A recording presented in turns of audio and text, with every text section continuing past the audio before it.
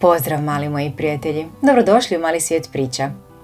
Danas ćemo čitati dobro poznatu priču koja se zove Snjeguljica.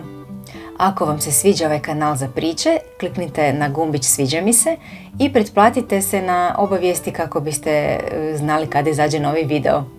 Također u komentare mi možete pisati koju sljedeću priču želite da čitamo. Snjeguljica. Nekada davno, u dalekom kraljevstvu, živjela je lijepa princeza s kožom bijelom poput snijega, usnama crvenim kao krv i kosom crnom poput ugljena. Zbog njezine ljepote nazvali su je Snjeguljica. No, Snjeguljičina maćeha, zla kraljica, bila je jako ljubomorna. Imala je čarobno zrcalo i svakog bi dana pitala: "Zrcalo, zrcalo, tko je najljepši na svijetu?" Zrcalo bi uvijek odgovaralo: "Ti si, kraljice." Ali jednog dana zrcalo je reklo: "Kraljice, najljepša u cijelome kraljevstvu je sada Snjeguljica." Zla kraljica se naljutila i odlučila se riješiti Snjeguljice. Poslala je lovca da je odvede u šumu i da je ubije. No lovac je bio dobar čovjek, nije mogao nauditi nevinoj djevojci, pa ju je pustio i rekao joj da pobjegne duboko u šumu. Snjeguljica je trčala kroz šumu dok nije naišla na malu kućicu. Kad je ušla unutra, vidjela je da je sve vrlo sitno.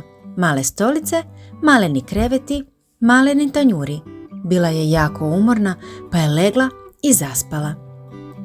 Ta kućica pripadala je 7 patuljaka koji su radili u rudniku.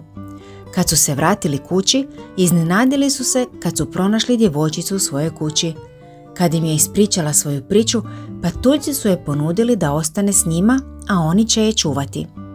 U međuvremenu, zla kraljica ponovno je upitala zrcalo: "Zrcalo, zrcalo, tko je najljepši na svijetu?" Zrcalo joj je odgovorilo: "Snjeguljica koja živi s patuljcima." Bijesna kraljica odlučila je prevariti Snjeguljicu.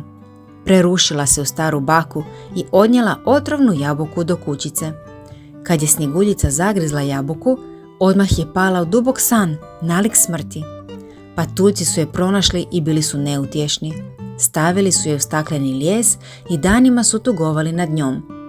Jednog dana naišao je princ koji je čuo za prelijepu djevojku. Kad ju je vidio, bio je očaran njezinom ljepotom.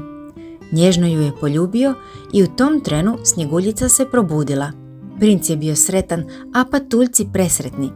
Snjeguljica i princ vratili su se u njegovo kraljevstvo, vjenčali se i živjeli sretno do kraja života. A zla kraljica nikad više nije uznemiravala nikoga.